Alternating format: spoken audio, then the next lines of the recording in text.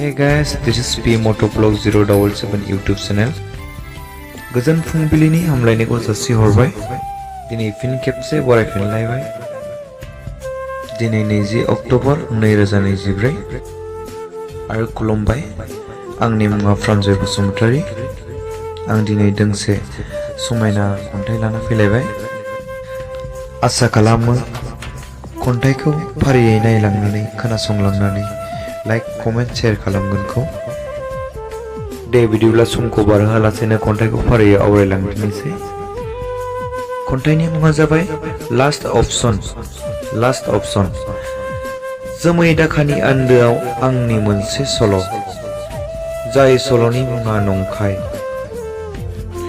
उदां मिथिंगायाव थानानैबो आं सासे राव गैयै बबा, जाहोना आं उदां गैयै फानजारि सिंनि मासे खाजानाय दाउ। महर गैयै बारसे बिबार नोंनि बागानाव आंनि मा बेसेन, जेराव नोंहा सिमा गैयै अपसन दंखायोब्ला। सानख'हायै आंनि सिमां, सुथुरनि आन्दोआव साजायखुमानाय नोंनि मुङै नोंखौ लाना। नाथाय बेफोरथ' गासैबो फेलेंसै। नोंनि नंखाय साजायनाय फलाननि जे आंनि सिखार, आं बारग'नो हासेयावबो आन्दायना थाबाय। मानोना आंहादि नोंबायदि जेबो अपसन गैया।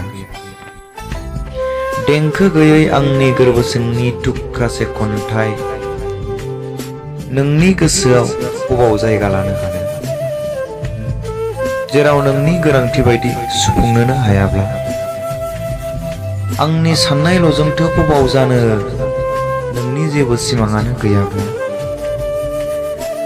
आं मोनथिगौ आं नोंनि लास्ट अपसन, नाथाय मा खालामनो जेराव आं बावनोनो हायाब्ला। थेंक इउ, गोजोन्थों। एसेनोसै। खन्थाइखौ मोजां मोनदोंब्ला लाइक आरो कमेन्ट शेयार खालामनो दाबाव।